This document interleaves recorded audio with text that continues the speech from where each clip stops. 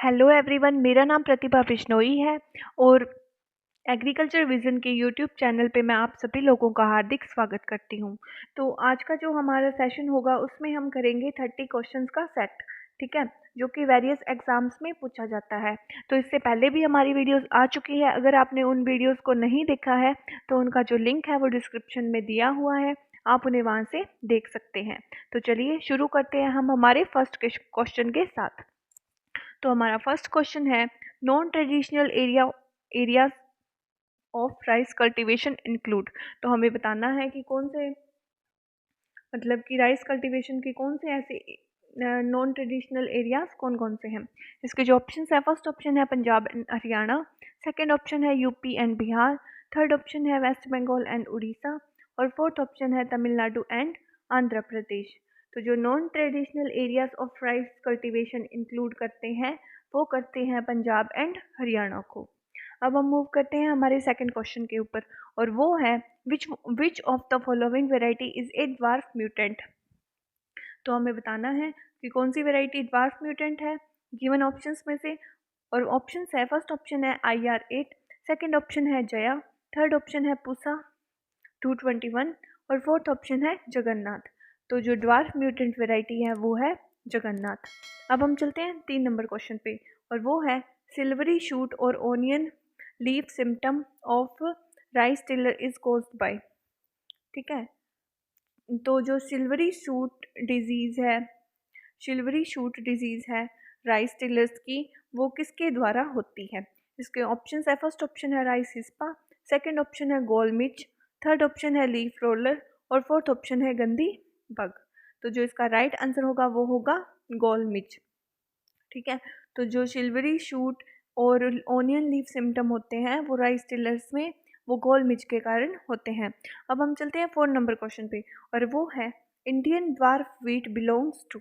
तो हमें बताना है कि कौन सी जो गिवन ऑप्शन में से इंडियन ड्वार्फ व्हीट है।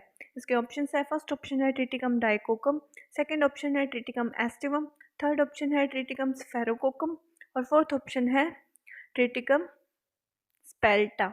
ठीक है, इसका जो राइट आंसर होगा वो होगा ट्रिटिकम सफेरोकोकम।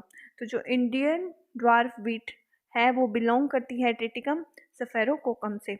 अब हम मूव करते हैं 5 नंबर क्वेश्चन पे और वो है, the normal seed rate of wheat.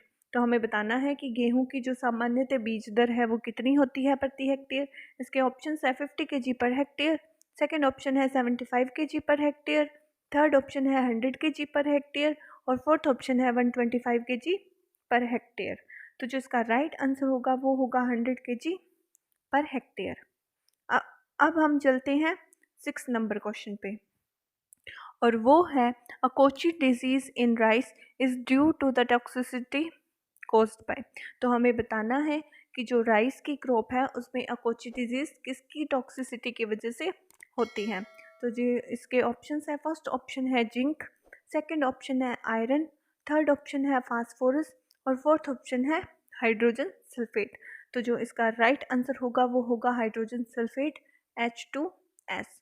इसकी वजह से अकोची डिजीज ऑफ राइस होती है। ठीक है, अब हम मूव करते हैं 7 नंबर क्वेश्चन पे, which of the following roots are of permanent type on sugar cane sets. ठीक है, तो हमें बताना है कि शुगर कैन पे कौन सी परमानेंट टाइप ऑफ रूट्स होती है। तो जो परमानेंट टाइप ऑफ रूट होती है उनको हम क्या बोलते हैं। इसके जो ऑप्शन है वो है, फर्स्ट ऑप्शन है सेट रूट्स, सेकेंड ऑप्शन है शूट रूट्स, थर्ड ऑप्शन है प्रोप रूट्स और फोर्थ ऑप्शन है ऑल ऑफ दीज। तो जो इसका राइट आंसर होगा वो होगा शूट रूट। तो जो परमानेंट टाइप ऑफ रूट होती है उन्हें हम शूट रूट बोलते हैं। अब हम चलते हैं 8 नंबर क्वेश्चन पे और वो है, most serious disease of sugar cane is. तो हमें बताना है शुगर कैन की सबसे ज़्यादा सीरियस डिजीज़ कौन सी है। तो वो है, इसके ऑप्शंस हैं, फर्स्ट ऑप्शन है रेड स्ट्रिप, सेकंड ऑप्शन है रेड रोट, थर्ड ऑप्शन है विल्ट और फोर्थ ऑप्शन है स्मट।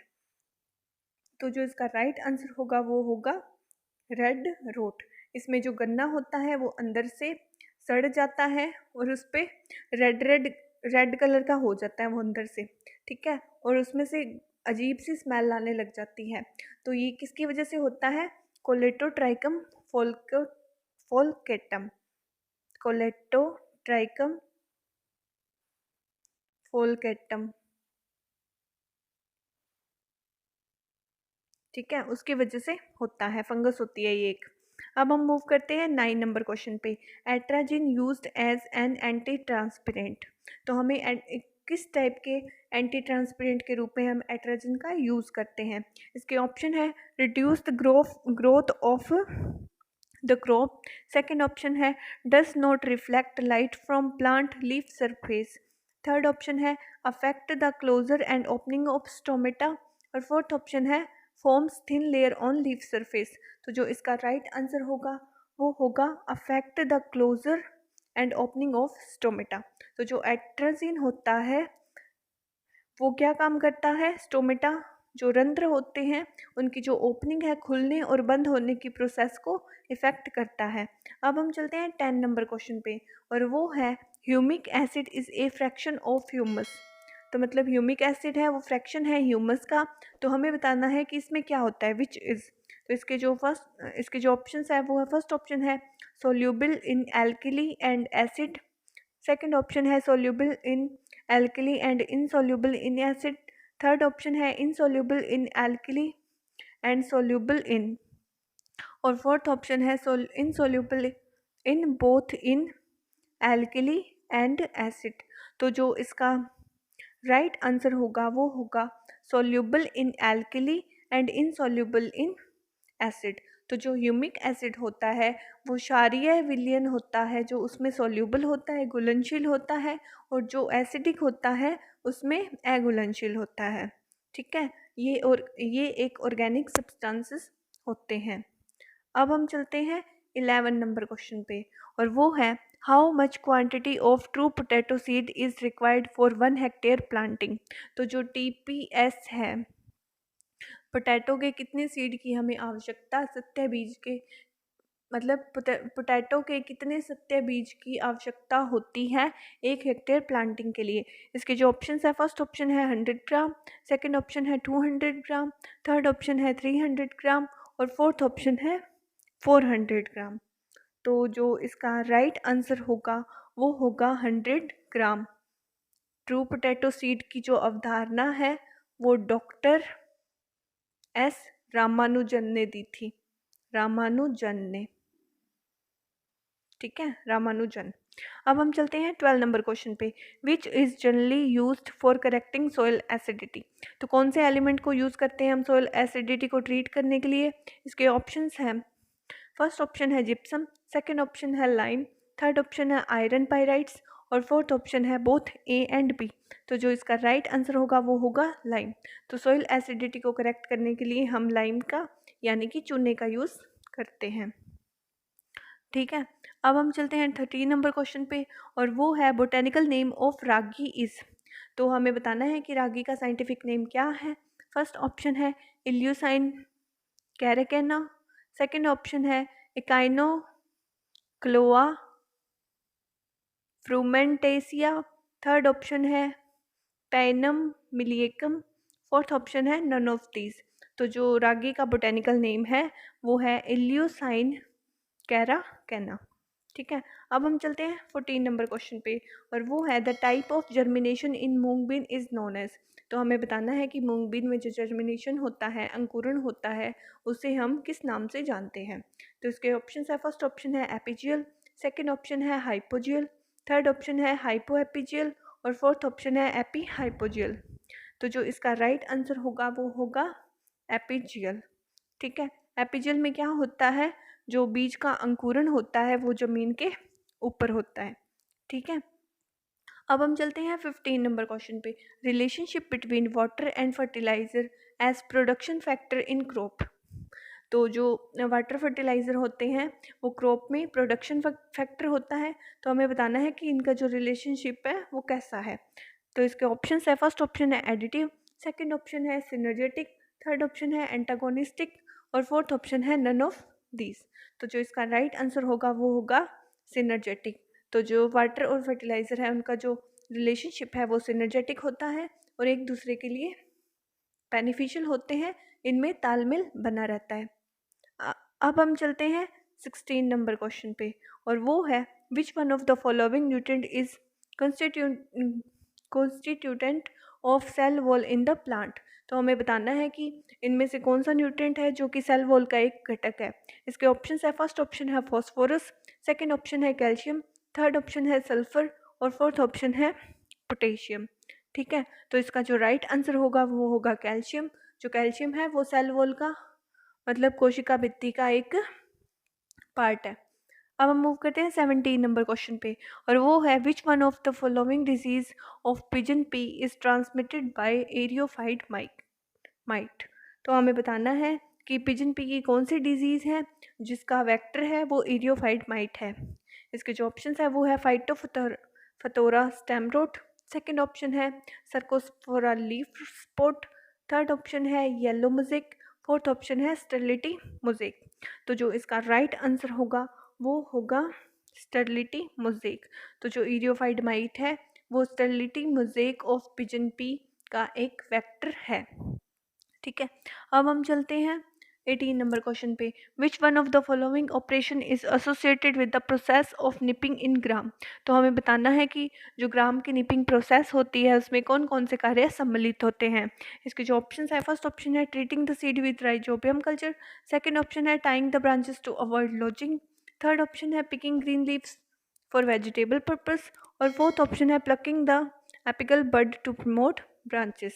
तो जो इसका राइट आंसर होगा वो होगा 4 number, plucking the apical bud to promote branches. मतलब निपिंग के प्रोसेस में हम क्या करते हैं, एपिकल प्लांट की जो एपिकल बड होती है, जो ऊपर का पार्ट होता है, उसे हम रिमूव कर देते हैं जिससे कि जो लेटरल ब्रांचेस है उनकी ग्रोथ ज़्यादा हो सके। ठीक है, अब हम चलते हैं 19 नंबर क्वेश्चन पे, और वो है which one of the following pairs is not correctly match. तो मतलब क्रॉप के शोइंग टाइम के अकॉर्डिंग हमें बताना है कि कौन सा जो पेयर है वो मैच नहीं करता। ठीक है, जो सही नहीं है। इसके ऑप्शन है, फर्स्ट ऑप्शन है cotton August to September, second option है sugar cane July to August, third option है लेंटिल जुलाई टू अगस्त, और फोर्थ ऑप्शन है सोयाबीन जून टू जुलाई।